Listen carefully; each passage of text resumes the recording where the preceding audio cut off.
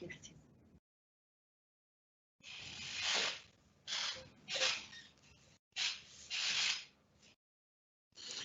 Hola, muy buenos días a todos y a cada uno. Agradecidos por su presencia y por su acompañamiento en este nuestro último webinario del año de la Comisión de Prácticas de Buena Gobernanza de OLACEF, nuestra organización regional que nuclea a las entidades fiscalizadoras superiores. Yo soy Jesús Rodríguez, el presidente de esa comisión y el presidente de la Auditoría General de la Nación. Y es un honor y un gusto tener la oportunidad de compartir estos encuentros. Tuvimos otros en este ciclo con el responsable para América Latina del PNUD, Luis Felipe López Calva.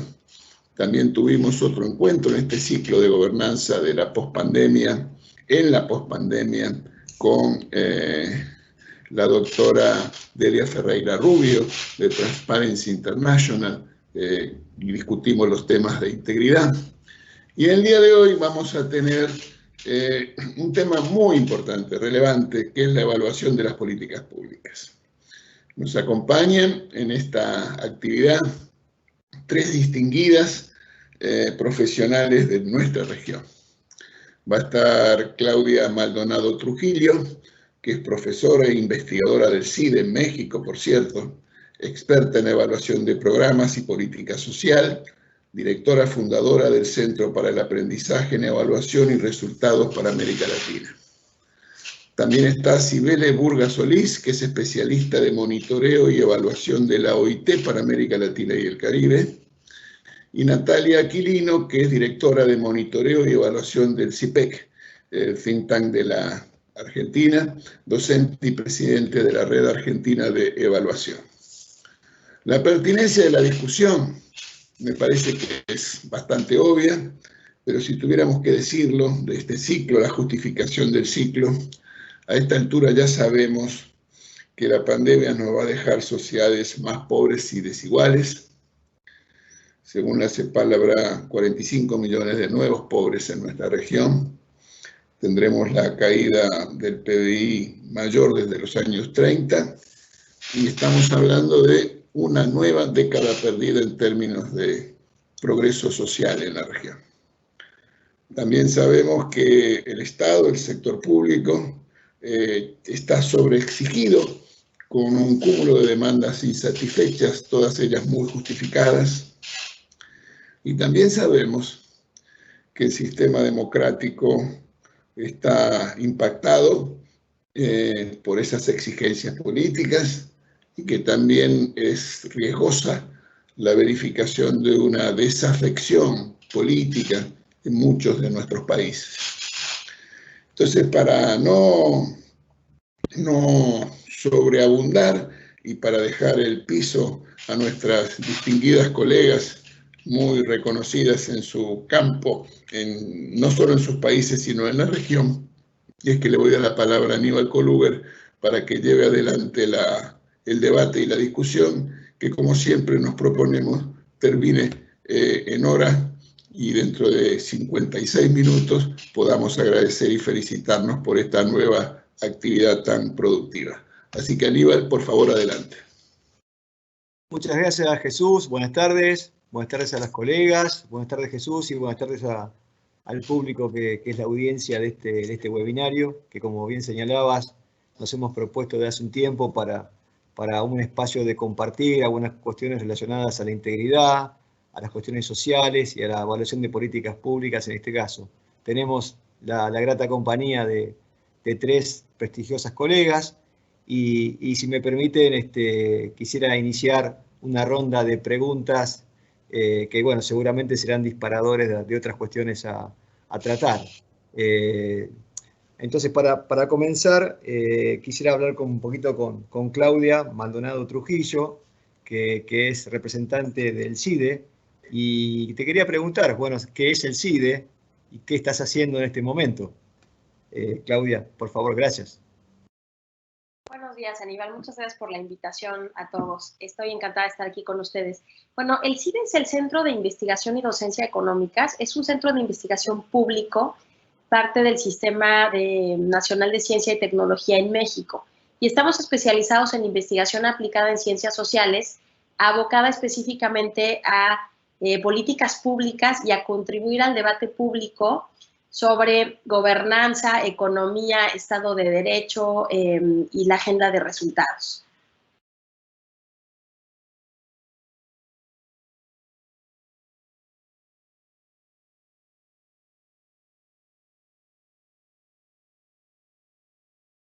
Perdón, Aníbal, está silenciado.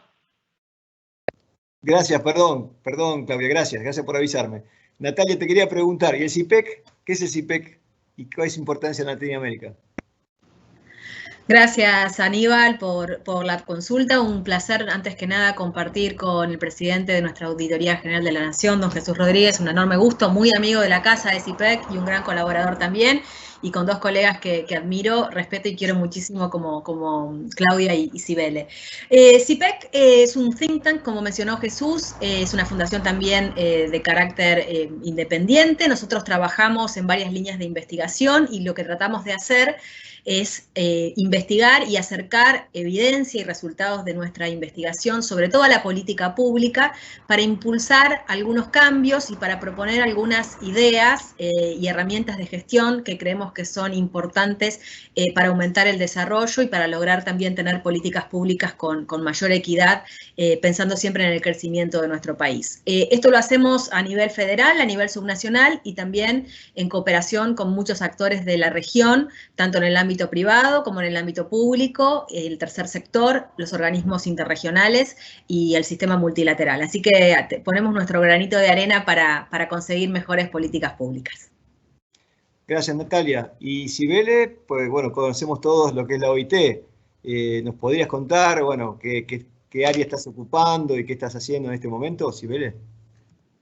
Muchas gracias, Aníbal, y me uno a los agradecimientos. Muchas gracias por la invitación y por la oportunidad de compartir bueno, lo que venimos haciendo desde OIT, específicamente quizás en este contexto. La OIT es un organismo internacional de carácter tripartito y todas sus decisiones, ¿no?, se toman en base a estos criterios de consulta con los representantes de todos los Estados miembros que están adscritos a la OIT. Yo trabajo en el área de evaluación, en la oficina de evaluación de la OIT, que es una unidad independiente de la organización, un brazo de apoyo para verificar la asistencia, la calidad y la pertinencia de la asistencia técnica que nosotros brindamos a los países. Entonces, en mi caso, tengo un trabajo de cobertura regional y nosotros por función nos encargamos de evaluar el desempeño de toda la asistencia técnica que damos a través de la cooperación al desarrollo, diferentes proyectos de diferente naturaleza, en diferentes temáticas y de diferente envergadura. Y al mismo tiempo, desde la unidad de evaluación, contribuimos también a generar capacidades a nuestros mandantes. Y por mandantes entendemos a los representantes de las organizaciones de empleadores, trabajadores y del gobierno. Específicamente, en este caso, a los representantes de los ministerios de trabajo. Sobre todo en el contexto ahora de la Agenda 2030, en donde la sociedad civil tiene un rol clave para la implementación de la agenda y la supervisión del progreso a través de la elaboración de los reportes voluntarios. Ese es más o menos mi trabajo. Muchas gracias. Cibele. Voy a lanzar una pregunta para que quizás los tres, hasta inclusive Jesús, pueda opinar con ustedes. ¿Cómo es el contexto de la pandemia en el ámbito de América Latina y ODS? De acuerdo a sus perspectivas, ¿cómo ven este contexto, esta situación de la pandemia? Si alguna me quiere ayudar. Quien vos digas, Aníbal, manejalo vos. Natalia, sí. Bueno, desde nuestro punto de vista, y seguramente espero la complementariedad de Claudia y de Cibele y de Jesús, que es un un referente en nuestro país también. Desde nuestra perspectiva como CIPEC, lo que más vemos es que la pandemia puso en tensión las capacidades del Estado, ¿no? Creemos que ahí, sin lugar a dudas, hubo un sobreestrés, si se quiere, de las funciones estratégicas que cumplen los estados en la región, y eso en algunos casos tuvo efectos bastante negativos, y en algunos casos también tuvo efectos positivos de contención social y de respuesta tanto desde lo económico como desde lo sanitario que fueron positivas. Pero sin lugar a dudas, para nosotros, modestamente, pone en tensión quizás aquellas cuestiones que no habían tenido la resolución adecuada, que exigía un Estado moderno, con capacidad de planificación, con capacidad de coordinación ante emergencias o ante desastres, que para el caso de Argentina es particularmente relevante porque no tenemos una tradición vinculada a los riesgos, ¿no? Sí, a la gestión humanitaria, si se quiere. Quizás otros países de la región son más experimentados en esos temas. Pero sin lugar a dudas vemos un Estado que no tenía todo su músculo funcionando de manera adecuada, y eso implicó mucho estrés. Ahora, desde el punto de vista de lo que nosotros hacemos, que es la evaluación de políticas, también creo que permite y abre una oportunidad prácticamente histórica, que es poder promover un ejercicio de aprendizaje y de construcción justamente de esas capacidades que puede de alguna manera cambiar las cuestiones más transversales que hacen a que el Estado funcione de una mejor manera. Con lo cual, para mí el foco, por lo menos desde quienes lo vemos y trabajamos en la mejora de las políticas públicas, tiene que estar por ese lado, el de dejarnos enseñanzas, reflexiones, aprendizajes, para poder mejorar ese Estado, y en ese contexto la evaluación es crítica. Gracias, Natalia. Las chicas, quizás Ibele, del lado del trabajo, ¿cómo ve la cuestión laboral? Muchas gracias. Sí, quizás solamente para complementar lo que menciona Natalia, bueno, nosotros tenemos, la respuesta que ha dado la OIT ha sido también desde el lado de la investigación, no solamente de la evaluación. Entonces, las investigaciones más recientes, tenemos una plataforma que se llama Monitor. Estamos, como el mismo nombre lo indica, haciendo un seguimiento muy de cerca al impacto que ha generado la pandemia en el mercado laboral. Por supuesto, en los indicadores que hemos podido estimar, las pérdidas, los cierres de negocios, de empresas, la pérdida de horas de trabajo, es verdaderamente muchísimo más alto de lo que habíamos esperado al inicio de la pandemia. Estamos hablando de casi 500 millones de empleos que se han perdido. Entonces es una cantidad, un golpe, como bien dice Natalia, que pone a prueba a todos los gobiernos, pero además deja en evidencia las cuestiones estructurales de fondo, las debilidades estructurales que teníamos, que ha impedido en algunos casos que los estados, a pesar de los paquetes fiscales que han implementado, puedan estar a la altura de las circunstancias. Entonces, elementos como la informalidad, los excesivamente bajos niveles de cobertura y protección social, que son los temas que nosotros vemos, han dejado, ¿no?, han impedido que la respuesta sea mucho más efectiva. Y en este contexto, como bien dice Natalia, la evaluación juega un rol prioritario, efectivamente, para los aprendizajes, pero para nosotros mismos nos ha puesto un desafío muy alto porque hay que adaptarse a las circunstancias. El trabajo de evaluación radica mucho en, por supuesto, la recopilación de información de carácter primario, que esto, dependiendo de la naturaleza de las intervenciones, requiere un contacto directo con las personas para poder generar esta empatía que es necesario en un proceso de evaluación para capturar las percepciones, las visiones de las personas. No solamente, la OIT no hace solamente evaluaciones de carácter cuantitativo, sino además de carácter cualitativo. El principal desafío para nosotros ha sido adaptarse a ese contexto, generando y manteniendo los estándares de calidad que teníamos, y entonces para nosotros es una reinvención también. Nos hemos reinventado en el contexto, generando innovación. La OIT en el Departamento de Evaluación ha hecho eso, y hemos logrado también mantener en agenda el tema de evaluación cuando hay otros temas prioritarios. Entonces creo que el desafío es muy grande porque tenemos que ganar espacio desde el lado evaluativo para que nuestras recomendaciones puedan ser acogidas y en un proceso de toma de decisiones permanente, ¿no?, que contribuya a que las políticas públicas y las organizaciones continuamente vayan mejorando su desempeño en un contexto tan adverso. Muchas gracias. Gracias a ti. ¿Claudia? Y bueno, yo quiero destacar las tensiones, las pérdidas y la imperiosa necesidad de adaptación creativa y ágil. Creo que América Latina es la región más desigual del mundo y de acuerdo a algunos indicadores, una de las más violentas. Yo creo que eso no es casualidad, pero bueno, es un debate empírico.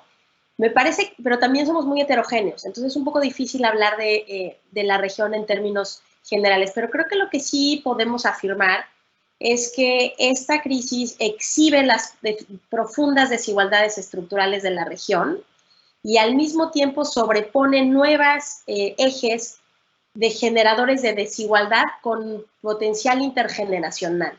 Me explico. A las diferencias tradicionales entre los sectores de bajo nivel de calificación y alto nivel de calificación, las diferencias entre el campo y la ciudad, las diferencias entre perfiles de familia y vocación productiva y sobre todo las profundas diferencias entre asociadas a la inserción laboral formal vis-a-vis el mercado informal, que es un generador de empleo primario en América Latina y genera muchas desigualdades. A esas desigualdades se sobreponen el impacto brutal en el ingreso en la inmensa mayoría de los hogares en la región, pero en condiciones de protección social muy precaria y la necesidad de recurrir a recursos privados, domésticos, familiares, para sortear esta crisis. ¿Esto qué supone?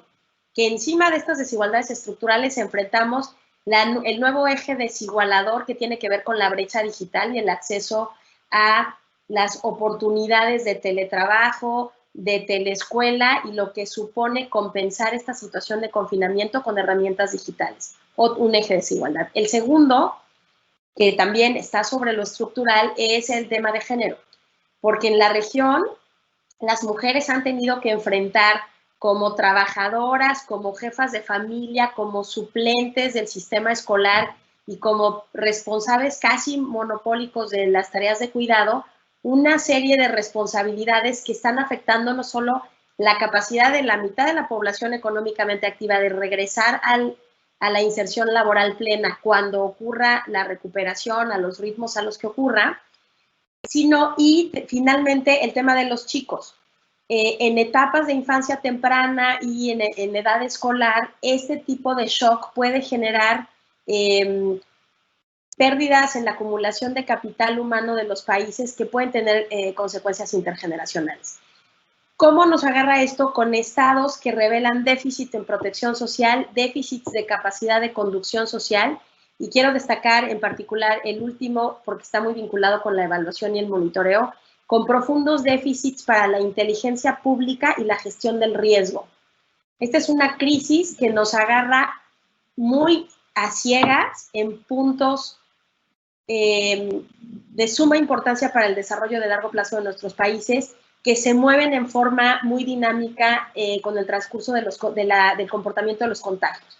Entonces, ante problemas que tienen fronteras temporales y un gran dinamismo, los estados nacionales de América Latina no tenemos las herramientas de inteligencia pública y de manejo de información, inteligencia, de conocer lo que sucede en el terreno como para poder identificar de manera muy puntual las necesidades más importantes de respuesta y sobre todo entender el desafío estructural que se viene, que es no solo reconstruir, sino construir mejor para ser más resilientes.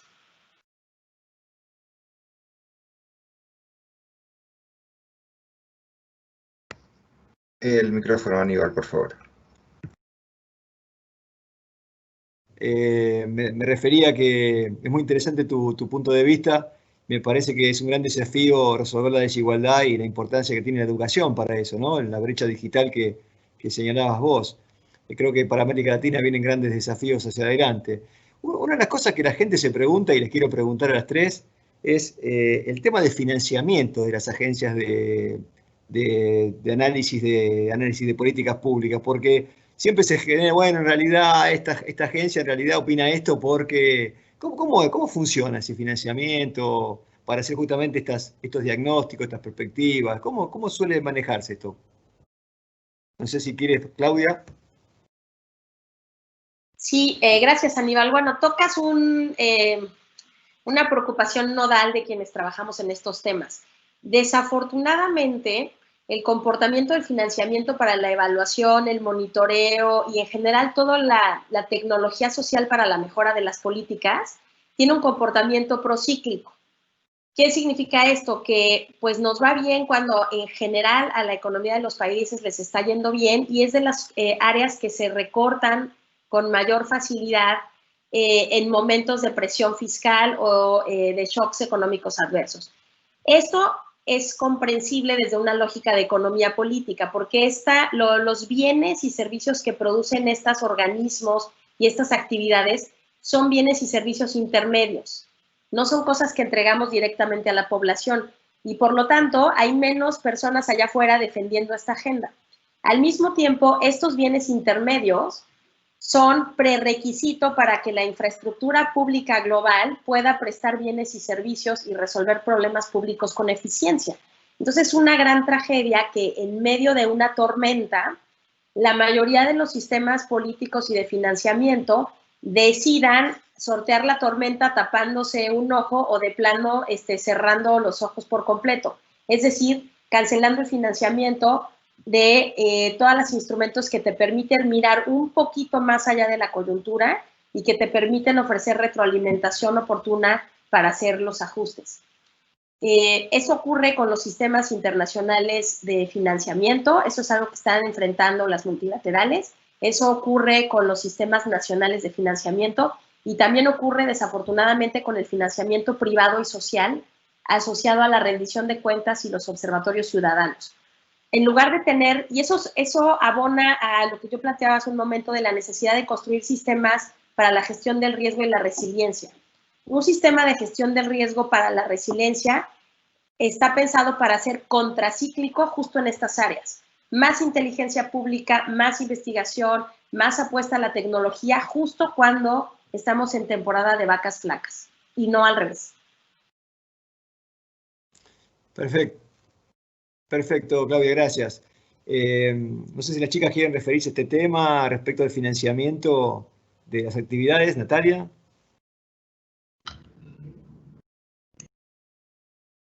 Creo que está tu micrófono apagado. Adelante primero, me pareció que había desmuteado.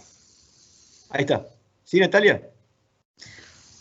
Bueno, sí, complementando lo que decía Claudia, con claridad hay un desafío, yo diría histórico, con el tema de financiamiento en general, del conocimiento, de la producción de conocimiento por parte del Estado, que no toca únicamente a la reflexión crítica en torno a la efectividad de las políticas públicas, sino que toca también en muchas de nuestras regiones al sistema científico-tecnológico en general. Me parece que le aplican las generales de la ley, este carácter, como bien decía Claudia, procíclico en lo económico, ¿no? Como cuando estamos en vacas gordas, invertimos en esto y cuando no, no lo hacemos. Eso es cierto y eso es válido para estados que de alguna manera postergan esa inversión, que saben de alguna manera que en el largo plazo va a ser beneficiosa. Sin embargo, yo quisiera agregar como dos cuestiones. En el caso particular de la pandemia, me da la sensación que cuando llega, por lo menos a la escala regional, ni siquiera teníamos evidencia sobre cómo funcionaba. Entonces es como una doble crisis. Es una crisis sanitaria, política y social, pero también es una crisis de conocimiento.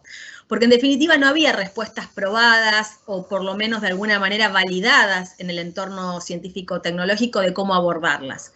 Es totalmente incomparable con alguna política pública como puede ser la asignación universal por hijo, las políticas de transferencias de ingresos condicionadas que tienen años de evidencia montadas sobre sí mismas de qué funciona, cómo funciona, en qué aspectos funciona, o incluso esta política que estamos discutiendo en estos días en Argentina, que es la del programa Mil días, digamos, ¿no? En algunas áreas de política uno tiene donde apalancarse desde el punto de vista del conocimiento y quizás ahí la respuesta puede tener algún grado de madurez. Sin embargo, en este caso fue sorpresiva desde los dos puntos de vista. Desde el punto de vista, como decía antes, de la crisis en sí misma y de los efectos negativos que provoca, pero también desde el punto de vista del conocimiento, de la adaptación a esa incertidumbre, ¿no? A manejarnos en un mundo que en realidad no conocíamos cuáles eran las consecuencias inmediatas de nuestras acciones. Y lo segundo, en términos de financiamiento, la reflexión en general sobre política pública tiene de alguna manera una falta de incentivo político, porque como es procíclica en lo económico, es contracíclica también en lo político. En general, el resultado de un análisis científico sobre una política pública llega tarde para que el político que lideró ese cambio pueda capitalizar para sí sus efectos positivos. Entonces, muchas veces emprendemos evaluaciones que sus efectos, sus resultados, se ven en una cantidad de años que no necesariamente es el mismo periodo que tiene la gestión política o el mandato de gobierno. Este desincentivo a la inversión y al financiamiento tiene que ser compensado de alguna manera por una institucionalidad que exceda el gobierno y que sea más vista desde el Estado. Por eso, en general, los que estamos en estos temas, nos gusta tratar de lograr un financiamiento un poco más sistemático, no quizás tan dependiente de los organismos multilaterales, sino más nutrido desde el corazón del Estado. Con esto termino, un ejemplo muy corto. Nadie discute en Argentina o en los países de la región la importancia y la relevancia de un organismo que se dedica a la Contraloría de las Finanzas Públicas, como es la Auditoría General de la Nación. Sin embargo, en los temas evaluativos no tenemos nosotros una agencia que cumpla esa función, ese mandato de alguna manera, financiada de manera regular por vocación de los propios estados. Gracias. ¿Viene? Gracias. Sí, gracias. Sí, bueno, no tengo más que sumarme a lo comentado por Claudia y Natalia. La situación de la OIT en particular es quizás un poco distinta porque, bueno, ya veníamos sufriendo una reducción de la cooperación al desarrollo para esta región, ¿no? Pero las exigencias de nuestros Estados miembros y de nuestros constituyentes en las respuestas sobre efectividad e impacto se han incrementado. Entonces, los fondos que ingresan a un organismo multilateral como la OIT están condicionados también a tener respuestas sobre el uso de los recursos. Pero el uso de los recursos no solamente desde una perspectiva de administración, sino respuestas sobre los resultados. Lo que ha ocurrido, y creo que esto no solamente es una exclusividad de agencias de Naciones Unidas, es que las intervenciones tienen fuertes debilidades a nivel de la evaluabilidad de sus intervenciones. Entonces, las políticas, tanto los programas de gobierno como los proyectos de cooperación al desarrollo, tienen debilidades desde el diseño, desde la concepción misma de la intervención, lo que impide dar respuestas, por supuesto, frente a preguntas sobre impacto y sostenibilidad. En este contexto en particular, donde ahora abundan otro tipo de herramientas que generan quizás para algunas brechas de acceso, como por ejemplo la abundancia de información sobre registros administrativos, encuestas de alta frecuencia, ¿no? Ahora abundan recursos que tienen que ser rápidamente asumidos y adaptados con brechas, ¿no? Por los distintos equipos de evaluación que existen en la región. Entonces, va a haber un desafío por acoger esta nueva disponibilidad de recursos que hay. Ya no hay encuestas, por ejemplo, encuestas de empleo que sean anuales o semestrales. Ahora tenemos encuestas de alta frecuencia telefónicas que son a veces visuales. Entonces, hay un volumen de información que tiene que ser apropiado, no solamente por las unidades de evaluación, sino por los hacedores de política pública. Entonces, como bien decían al comienzo, se deja al descubierto, ¿no? Nos encuentra mal parados la crisis, ¿no? Nos encuentra mal parados en, digamos, poder apropiarnos de todo lo que existe. Los registros administrativos, por ejemplo, han estado ahí desde hace años, en el marco de programas, por ejemplo, de transferencias condicionadas, ¿no? Pero nunca ha sido una herramienta para toma de decisiones real, para aprendizaje, sino simplemente instrumentos quizás para generar y viabilizar las transferencias. Ahora es una fuente, como otras, ¿no?, de generación de conocimiento, igual ese tipo de encuestas. Entonces, hay que, digamos, los desafíos son enormes, ¿no? Nosotros tenemos una reducción, hasta antes de la pandemia, una fuerte reducción de la cooperación al desarrollo, pero una fuerte presión por nuestros mandantes por satisfacer necesidades de preguntas de evaluación que no éramos capaces de responder por debilidades a nivel de la evaluabilidad de las intervenciones. Entonces, creo que estamos en un contexto en donde todas estas debilidades y problemas estructurales simplemente nos presionan a tener más desafíos por delante y ser mucho más efectivos en nuestras respuestas. Pero bien, como dice Claudia y como dice Natalia, la evaluación es el elemento olvidado en contextos de crisis en el que las prioridades de los gobiernos y las prioridades de los actores cambian. Sin embargo, debería ser el brazo más estratégico para entregar respuestas, ¿no?, en tiempo real, idealmente, para una toma de decisiones más oportuna, ¿no? Gracias. Gracias, Sibele.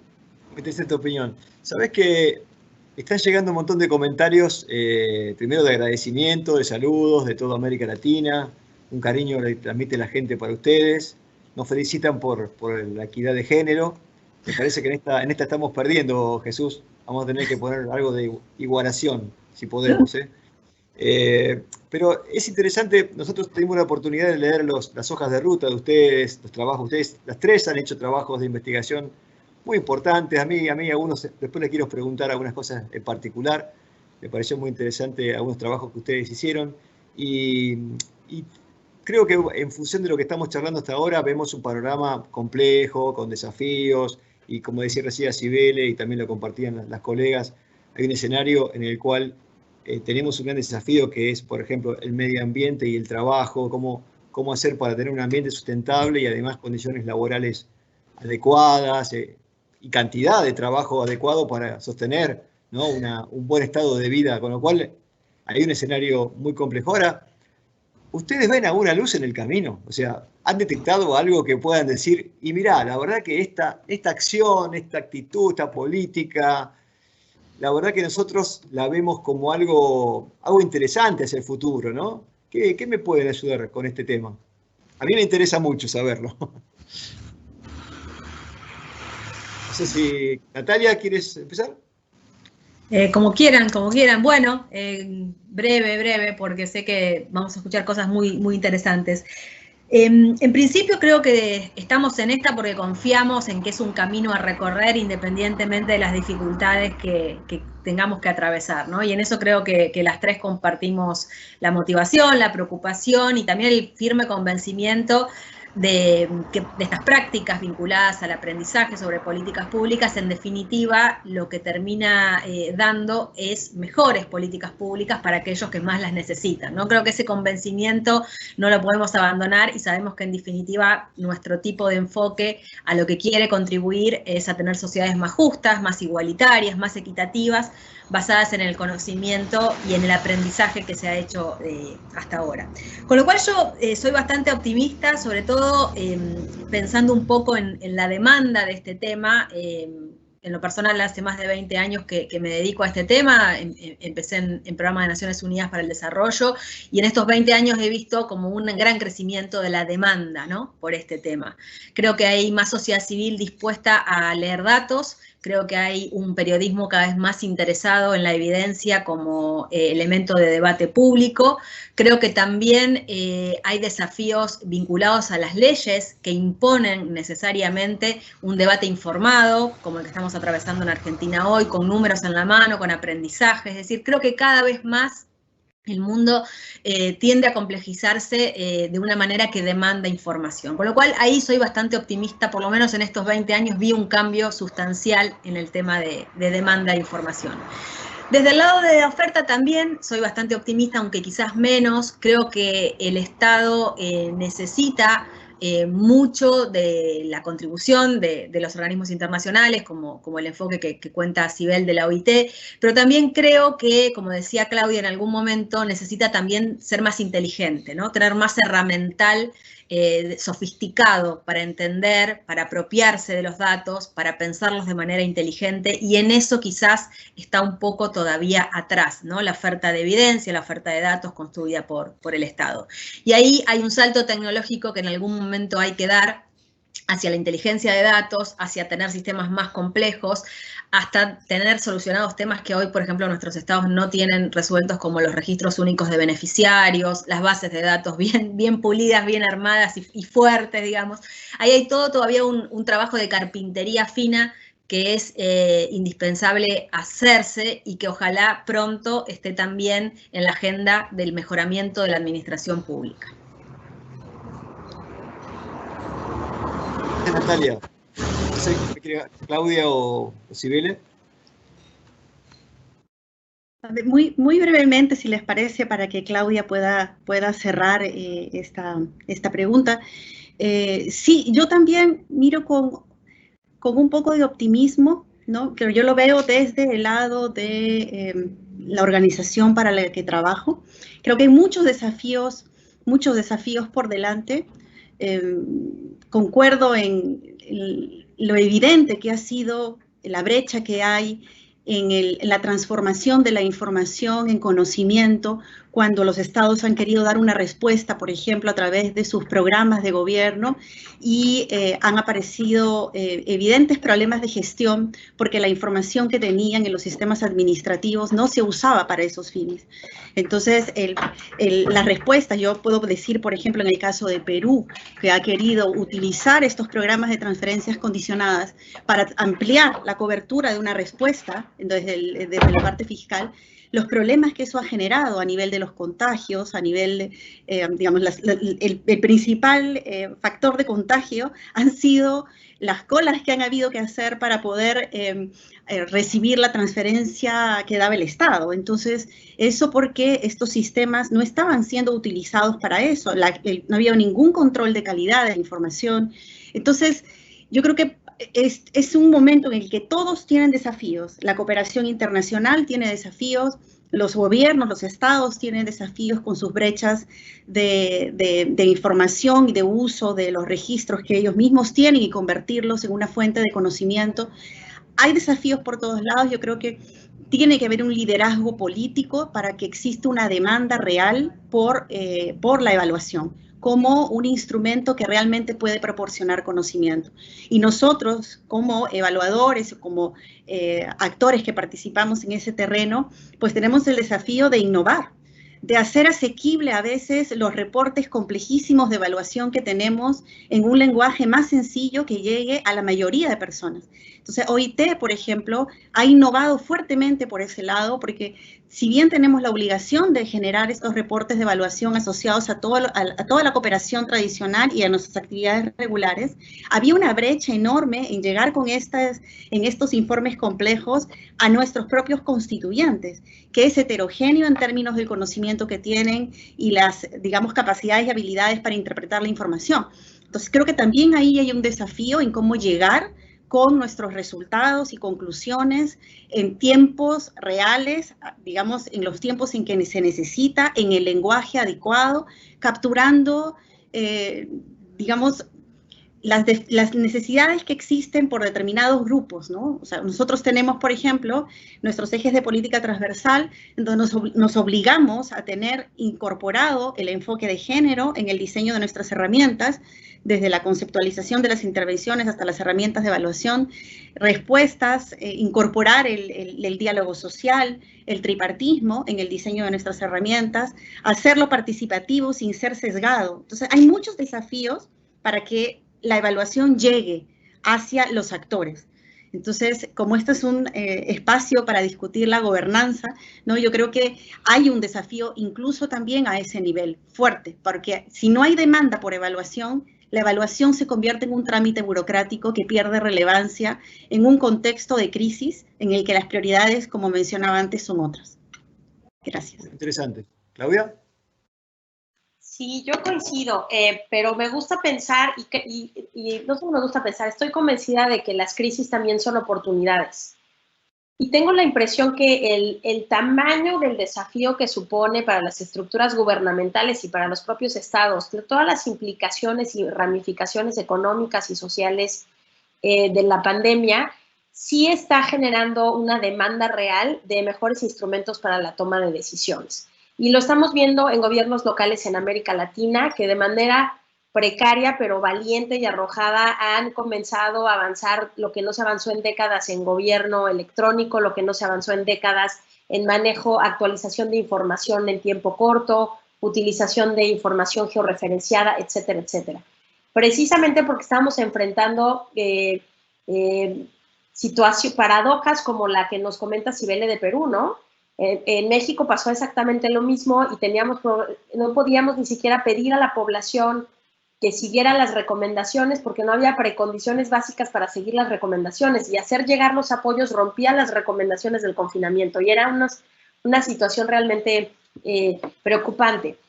Tengo la impresión de que en general en América Latina, y ahí comparto el entusiasmo y también la historia de vida con mi querida Natalia, que esta fue una agenda muy difícil de empujar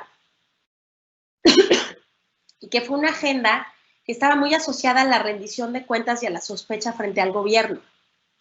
Y en ese sentido, se quedó siempre como una agenda de nicho, una agenda o de la tecnocracia o de las preocupaciones de control presupuestario, como es el caso de Chile, de Colombia, de México, muy claramente, o los intentos de legitimar la acción pública utilizando herramientas técnicas de evaluación y evidencia.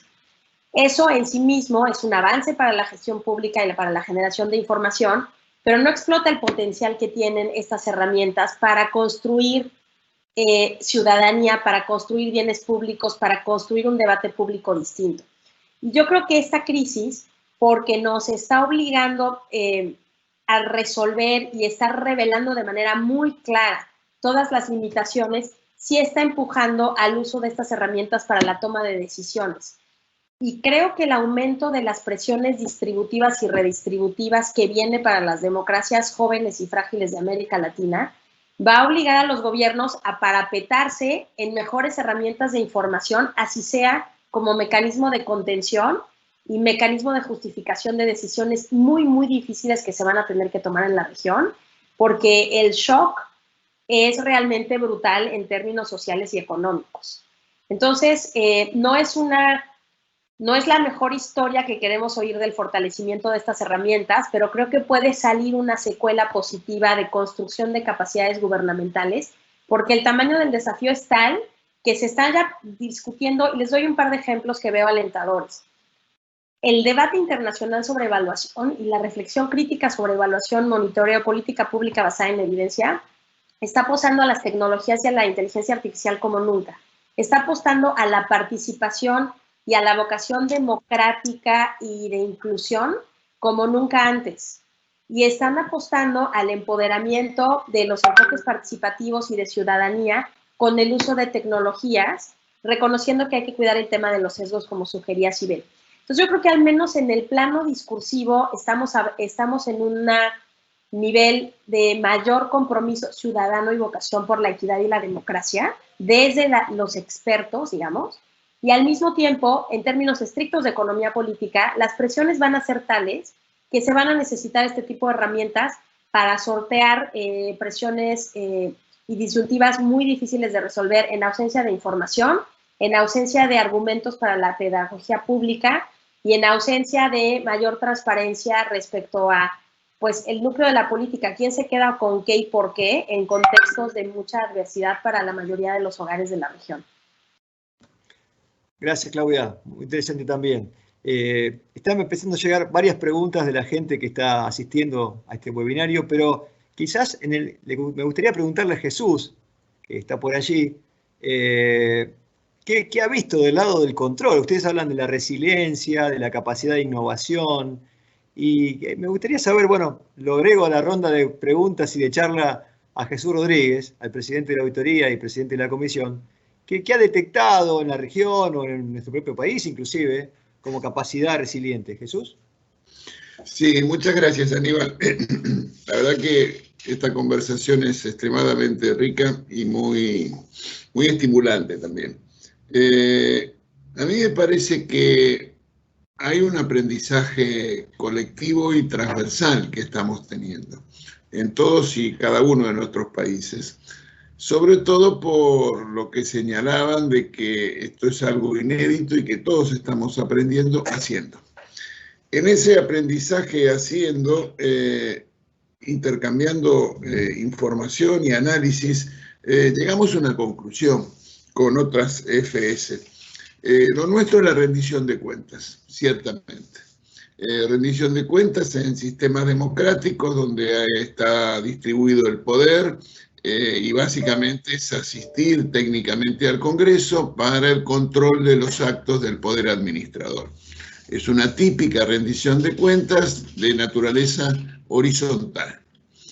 Ahora bien, creo que cada día más, y de esto quiero acompañar lo que decía Claudia, de las exigencias y los desafíos van a llevar a ampliar la rendición de cuentas potenciando su dimensión vertical, donde los funcionarios y las organizaciones van a estar compelidos, aunque no quieran, a ampliar y potenciar la rendición de cuentas vertical, en el sentido de proveer de información, de análisis informado sobre los temas relevantes a los ciudadanos.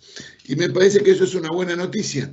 Es una buena noticia porque eso le va a dar espesura a la dimensión institucional de nuestros países, en la convicción que creo que todos tenemos, que ciertamente la superación de la pandemia requerirá de buenas noticias en el campo internacional, los asuntos globales, la mejora del multilateralismo, un diálogo y un funcionamiento de las instancias de afrontar los problemas globales con instrumentos globales, pero también de la gobernanza de cada uno de nuestros países.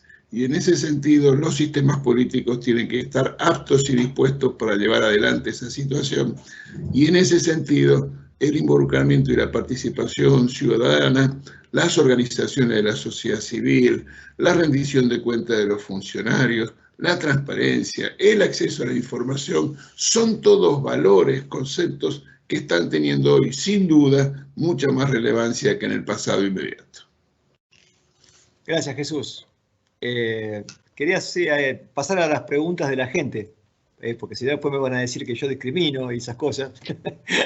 Entonces, aquí una de las preguntas, y ahí lo dejo libre a quien me quiera responder, una pregunta que es muy individual en cuanto al trabajo. Dice, ¿cómo ha impactado la pandemia en sus propios trabajos y las metas trazadas? ¿Alguien me quiere ayudar? Sibela, quizás. Bueno, debo decir que yo tengo 2 hijos, responsabilidades familiares enormes. Yo creo que el teletrabajo, para los que tenemos el privilegio de tener un trabajo en este momento de pandemia, ¿no? Ha sido una herramienta fantástica, ¿no? Que también ha tenido desafíos, digamos, para poder separar la vida profesional y familiar, mantenerla con lucidez y seguir aportando y con todo el compromiso contribuir con un granito de arena desde nuestro rol en un contexto tan adverso como este. Entonces, en lo personal es eso, ¿no? Pero en la parte laboral, como mencionaba, la pandemia ha impactado en el área de evaluación específico de los organismos de las Naciones Unidas en esta necesidad urgente de empezar a adaptarnos, ¿no? Nosotros, desde la Oficina de Evaluación de la OIT, hemos partido adaptando todos nuestros protocolos para identificar primero los contextos de riesgo en el país para llevar a cabo una evaluación en un momento de brote de la pandemia, por ejemplo, en sus inicios. Entonces, decisiones de ese tipo requerían un diagnóstico rápido para poder saber cuándo realmente es pertinente hacer un ejercicio de evaluación en esas condiciones. Nosotros tenemos que proteger a nuestros evaluadores, proteger a los actores que están siendo objeto de evaluación, proteger a la propia OIT también. Entonces, esa respuesta inmediata de identificar los riesgos en el ejercicio para poder llevarlo a cabo en los periodos iniciales de la pandemia fue lo primero que hicimos.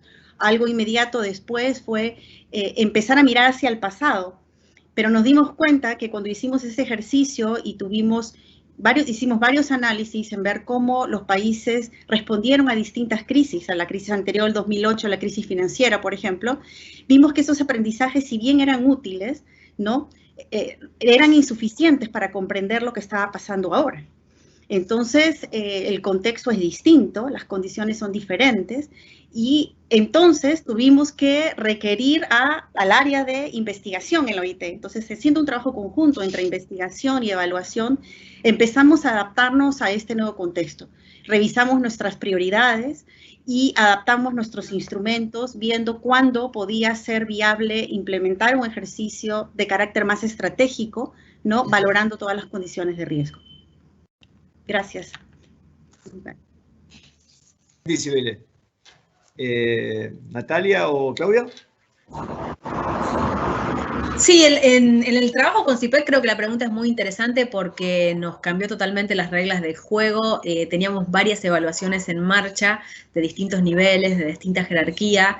Estábamos emprendiendo hace ya más de un año la evaluación de impacto del programa de mejoramiento de barrios que estaba haciendo el gobierno y que está haciendo el gobierno de la ciudad de Buenos Aires en el barrio 31, en el barrio Padre Mujica, y requería muchísimo trabajo de campo presencial con las familias, diálogos, encuestas, lo que llamamos en evaluación trabajo de campo, y tuvimos que suspender absolutamente todo y ser extremadamente creativos en cómo acercarnos a una información que es muy difícil de capturar si uno no está en contacto, en este caso, con el vecino, que es aquel participante del programa que te puede dar la mejor indicación de cómo funciona el programa. Así que desde el punto de vista del abordaje metodológico de lo que es hacer una evaluación en campo, supuso y supone y va a suponer en el mediano y corto plazo pensar mecanismos muy creativos de captura de información, porque también, como bien decía Jesús, nosotros por lo menos en CIPEC tenemos un enfoque sumamente participativo de la evaluación. O sea, no la entendemos únicamente en el escritorio, sino que la entendemos en el terreno, en el diálogo, en la conversación, y esto no es tan posible ahora como sí lo fue en el pasado inmediato, donde nosotros tenemos muchísimo trabajo de territorio hecho, sobre todo en las provincias argentinas, en materia de evaluación. Así que el gran desafío es fundamentalmente metodológico para nuestra transdisciplina desde los estados, y tenemos, como bien decía Sibel, que adaptarnos, que repensarnos y tratar de ver nuevas ideas para capturar los datos y que los procesos de aprendizaje no se detengan, ¿no? Sino que continúen de una mejor manera. Gracias, Natalia. ¿Claudia? Sí, gracias. Bueno, yo ahí les voy a contestar esta pregunta desde dos cachuchas, ¿no? Como mujer y madre de familia, bueno, creo que ya Sibel nos representa, ¿no? A la situación en la que estamos Natalia y yo también. Yo soy investigadora académica del Consejo Nacional de Evaluación de la Política de Desarrollo Social. Es una agencia especializada del Estado mexicano en la promoción de la evaluación y la regulación de la evaluación. Como organización pública, enfrentamos recortes presupuestados asociados a la crisis y a las políticas del gobierno en turno en mi país. Y como una agencia muy preocupada por la pedagogía pública y ofrecer información para la mejora de la toma de decisiones, creo que lo que aprendimos en forma difícil, pero creo que al final de buen desenlace, aprendimos a soltar sin abdicar. Reconocer en un contexto de mucha incertidumbre que no íbamos a poder hacer trabajo de campo ni el próximo mes, ni en 3 semanas, ni en 4, porque la primera reacción organizacional fue postergar. Es decir, vamos a ver, espérense tantito. Hubo un momento en el que CISO tuvo que tomar la decisión de esto ya no va, tenemos que saltar a la nueva normalidad, lo que sea que eso implique, y en ese salto que supuso soltar sin abdicar, es decir, mantener el compromiso con la función, pero reconocer que la forma en la que se desempeñaba es por el momento imposible. Ahí hubo grandes ejercicios de innovación, de explotar archivos administrativos con datos georreferenciados en tiempo real y empezar a resolver puntos ciegos, coordinarnos con INEGI para hacer encuestas telefónicas de empleo, cambiar la pregunta, porque ahora la lógica de la desocupación es distinta del ciclo laboral de la economía en condiciones normales. Hay pérdidas de empleo netas, pero también hay procesos episódicos de desocupación asociadas a los cierres sanitarios, etcétera, etcétera. Y como docente, creo que 2 cosas que aprendí y que han sido muy valiosas en estos meses. Que la comunidad escolar está más allá de la presencia, que los alumnos y los profesores, cada quien desde sus capacidades, decidimos adaptarnos, aprendimos juntos y que cuando hay empatía y cuando hay reconocimiento de que estamos en el mismo barco de la incertidumbre, se pueden construir estrategias muy creativas para ir sorteando las cosas. Yo estoy muy admirada de la adaptación que han tenido mis alumnos y alumnas, y estoy también contenta con la propia adaptación que he tenido yo como docente, que estaba formada en una visión muy de cátedra, muy como del siglo XIX, y que ahora estoy mucho más familiarizada con muchos recursos que no hubiera aprendido si no hubiera estado obligada a hacerlo. Entonces creo que la lección es que hay muchos aprendizajes no esperados que nos van a hacer más fuertes para la próxima. Jesús, me imagino que en el control ha pasado algo similar, ¿no es cierto? Absolutamente. ¿Estoy habilitado? No veo. Sí. Sí. Ah, ok. Sí, absolutamente, absolutamente. Pero estamos terminando y tengo miedo que nos quedemos sin un cierre y una conclusión, Aníbal. Déjame decir lo siguiente. No estamos, afrontamos el desafío de la pandemia sin un manual al cual recurrir. Y esto es un dato de la realidad y una situación sin antecedentes y de una magnitud extraordinaria. Y que al mismo tiempo esta pandemia tiene en América Latina, nuestra región, su epicentro. Pensemos solamente que de los 12 países que registran más fallecidos por millón de habitantes, 7 de ellos son de nuestra región de América Latina. Y que al mismo tiempo ese drama, como aquí se dijo, sanitario, económico, social, también institucional, no se da en el vacío, se da en una región que tiene, para aplicar la palabrita que hemos aprendido algunos del momento, comorbilidades. Porque nuestra región de América Latina es, como también se dijo aquí, la más desigual, la más violenta y, agrego, con problemas de integridad no menores. Entonces, estamos convocados a un esfuerzo múltiple que va a requerir de imaginación, creatividad, pero al mismo tiempo ser conscientes que va a exigir un esfuerzo colectivo y compartido, donde el papel de los actores políticos, buscando coincidencias para políticas públicas que le den un piso de sostenimiento a esas políticas públicas, es absolutamente imprescindible. Y yo creo que esa parte de la adaptación, de hacer el switch en la cabeza de los decisores de políticas públicas, todavía no llegó. Estamos viendo en muchos países de nuestra región poca propensión a la búsqueda de coincidencia de los líderes políticos.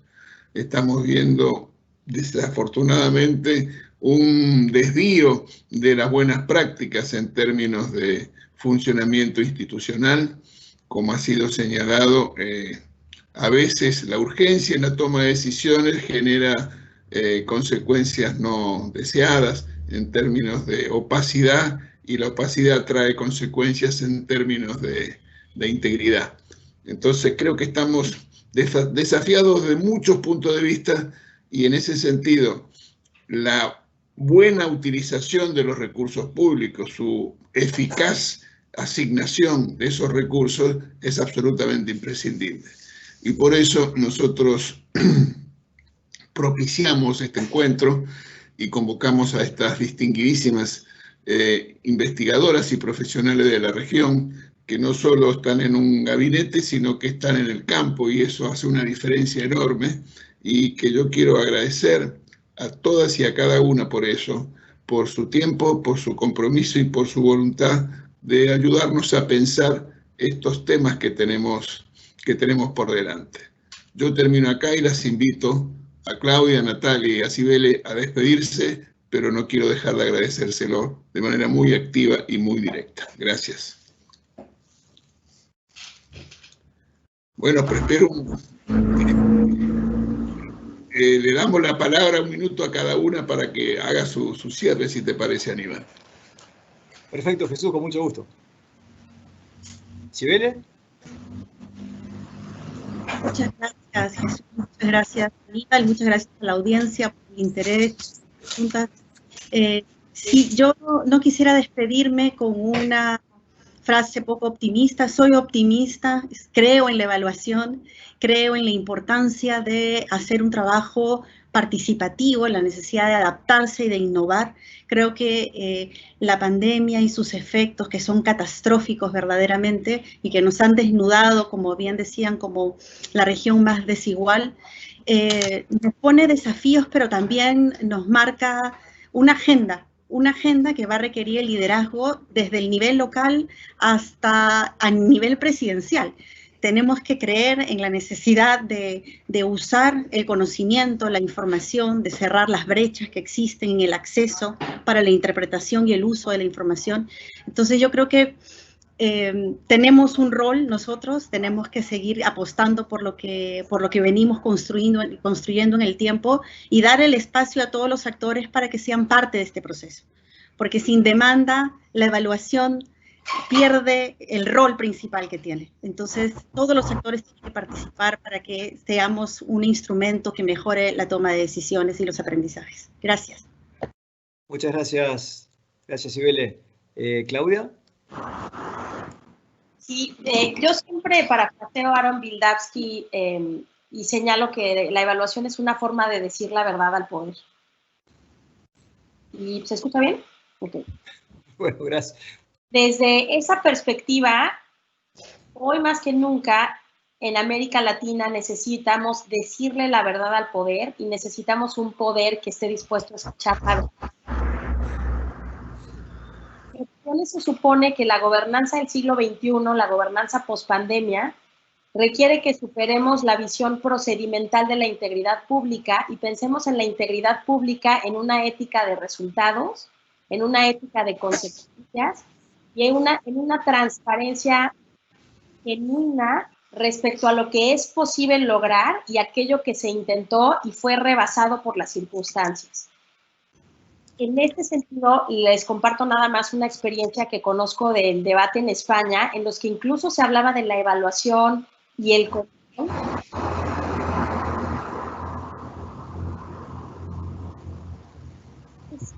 Es que la evaluación, el monitoreo, el control, reconocernos en el tamaño del daño, reconocernos en el tamaño del esfuerzo para reducir las brechas subsecuentes, pero también reconocer y reconciliarnos con los límites sociales y humanos que tienen nuestros sistemas políticos en relación a este desafío tan significativo. Gracias. Muchas gracias, Claudia. Natalia. No, solamente agradecerles el interés por compartir este tema con nosotros. Somos las tres fanáticas y también luchadoras por esta causa, que mucho tiene que ver, por supuesto, con la transparencia, con la integridad de la política pública, con transmitirles la confianza en que tenemos que estas maneras de entender las políticas públicas, aprendiendo de ellas, funciona, y también dejar planteado quizás una agenda más de largo plazo, que es necesario un diálogo entre los organismos de control y los organismos más vinculados a la evaluación. Creo que ahí hay una agenda conjunta para explotar, para aprender. La evaluación me gusta a mí definirla como la ciencia de la comparación, y creo que en eso puede aportar un montón a cómo hacemos política pública, y ojalá podamos tener una conversación en cómo estas herramientas que nosotros promovemos pueden también apuntalar a las instituciones de control y hacernos mejores de manera proporcional entre todos. Así que simplemente gracias por este espacio para compartir con gente que tanto quiero. Bueno, muchísimas gracias a todos, a Claudia, a Natalia, a Cibele, a Aníbal, y también a nuestros colegas de la Contraloría General de la República de Chile, que nos han ayudado tanto en este ciclo y también el día de hoy para que podamos hacerlo y llevarlo adelante de manera exitosa. Muchísimas gracias de nuevo, un gran saludo y espero que nos podamos encontrar personalmente lo antes posible. Gracias, la felicito. Muchas gracias, adiós. Gracias. Gracias. Gracias.